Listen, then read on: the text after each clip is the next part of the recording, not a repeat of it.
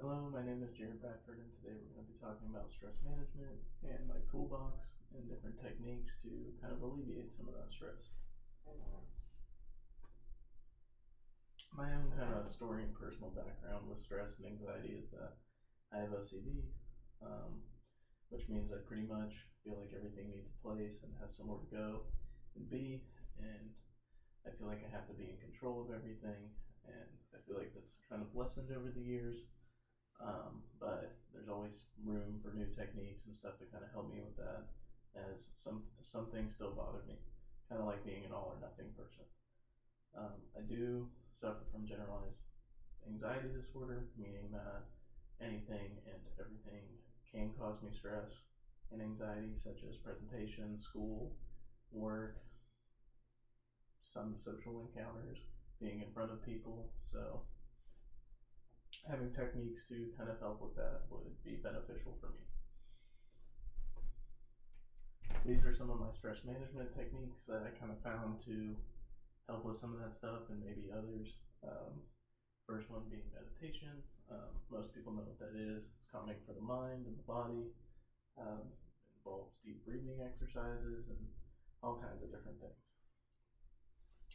Journaling's another one.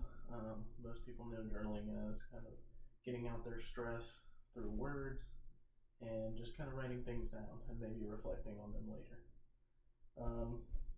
Exercise can be beneficial as it kind of helps work with the body and de-stress the body and work some bad stress out of your body. So that can be an effective way as well. Connecting with others or having like a good social support system with family, friends, or any other kind of loved ones that maybe you trust or something like that. Getting better sleep is a good one. It's pretty important to get enough sleep, as if you don't, it can leave your body pretty stressed out and not fully rested. Eating a healthier diet is important.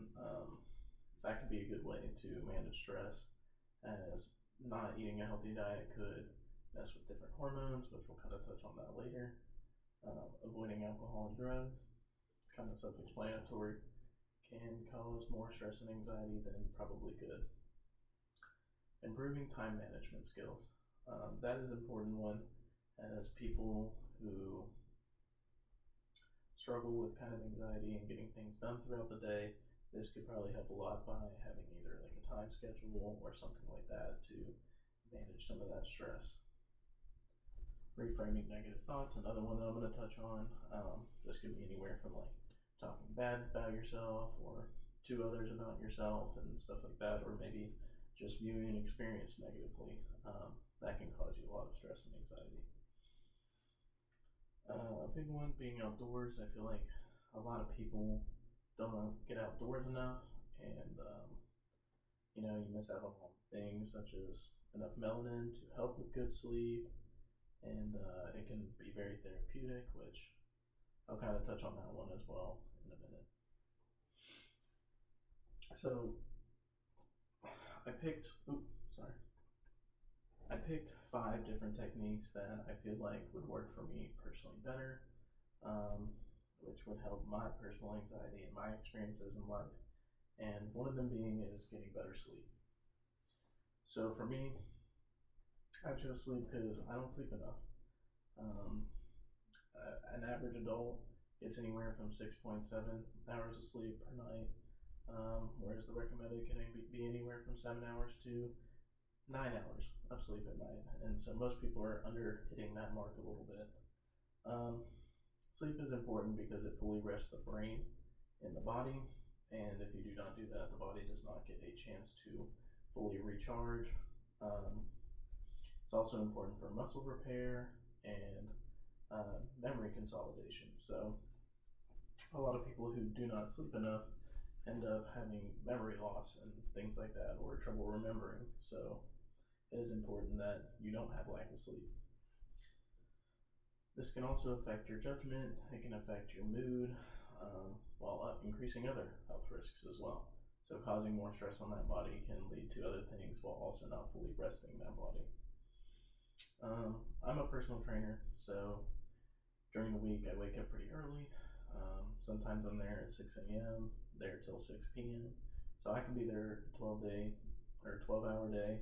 I can be there a 14-hour day. I can be there a 7-hour day. Really just ranges. So it's important for me to get enough sleep, but obviously when I'm working that late, I come home, I do homework, and I want personal time. So maybe I don't get enough sleep.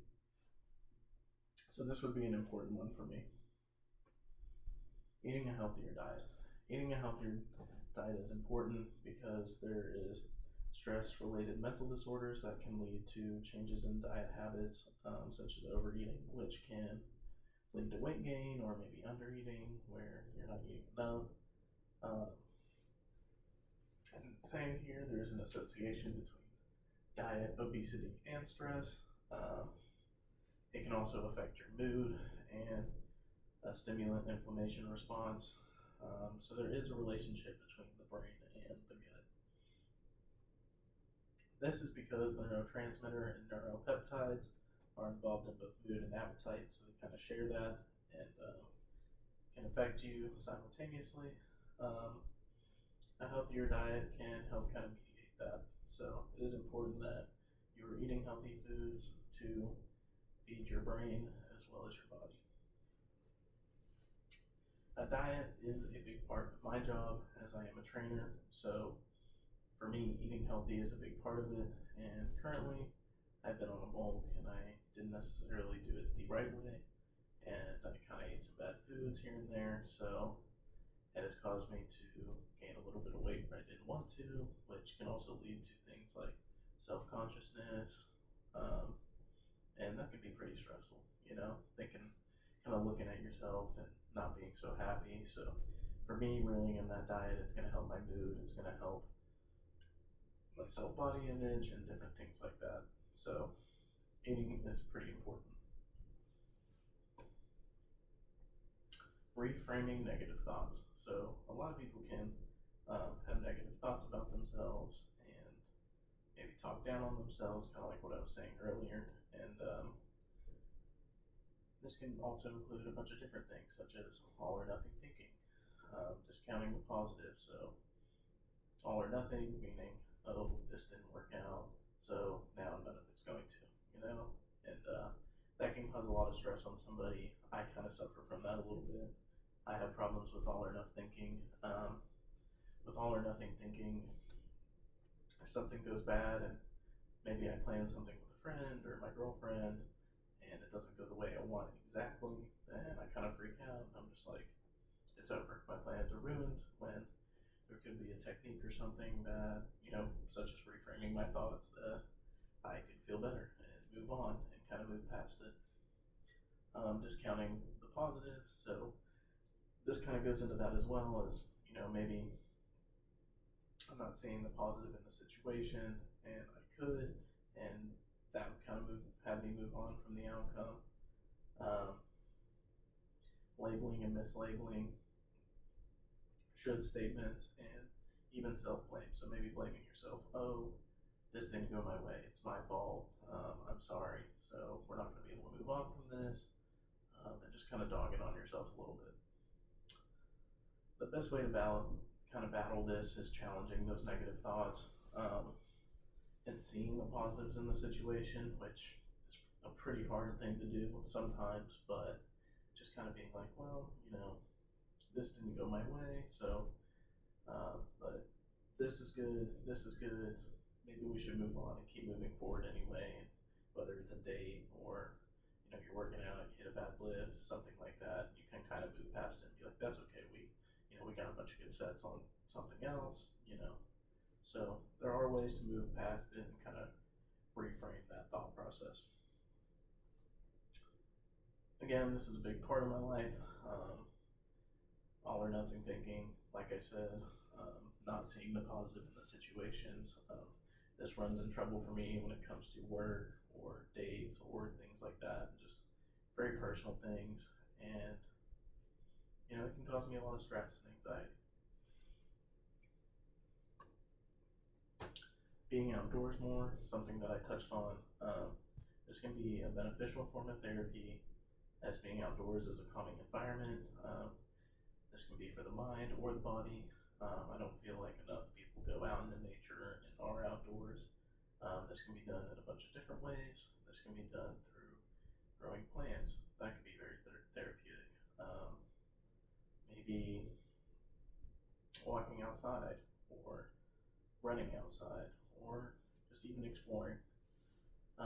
This can also be different activities such as kayaking or paddleboarding, just different things to be outside and kind of calm that mind and body. Volunteer work is a very good one, because you can go out, volunteer and grow something with other people, and maybe make connections with other people. Um, and this can help, kind of like I said earlier, with that other technique of connecting with others. So this can be a very beneficial way to create relationships and relieve stress, maybe with someone else, as well as being in nature, kind of combining the two. This would be good for me. Like I said, I don't even get outdoors enough because I work so much throughout the day, and I love being in the outdoors, and it's very calming for me and very relaxing, and I very much enjoy being outdoors. And due to my schedule, I don't always, but I can always make time for it on the weekend and maybe in the mornings or the afternoons. So this would be a very good way of therapy for me. Journaling. So, as said earlier, journaling is writing down your thoughts and kind of alleviating some of that stress and anxiety. On here it says a pharmacological,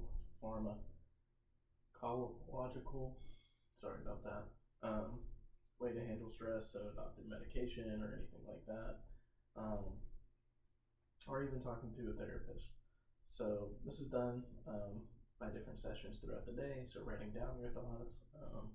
Maybe you have a couple that you don't have time to write, but you set sessions in the day to where you start creating a plan. And okay, I'm gonna write down thoughts here, and you write down a bunch of different thoughts that happened to you that day. You can also take additional time later where you can go back and kind of look through them and reflect on some of the things that you wrote down. So for me, this could be a good beneficial tool, as I'm not big on talking to other people about my problems, and I know there's many other people out there that kind of feel the same way. And so for me, writing it down, maybe reflecting on it, taking time out of my day to write different things down could help me out a lot. So that's why I chose journaling.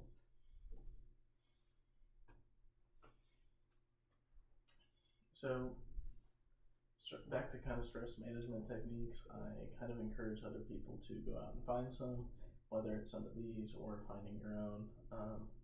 Stress can be very damaging to your body, such as creating other health risks or mental disorders. So it is important that you go out and you find techniques to help alleviate that stress, because it's not good to have a bunch of cortisol build up, which is our stress hormone. So it would be important for you to find new techniques to help you kind of mediate and alleviate some of that stress. So I encourage others to go out there and find different ways that are soothing to them, to their mind and their body. And that is my TED Talk. Thank you.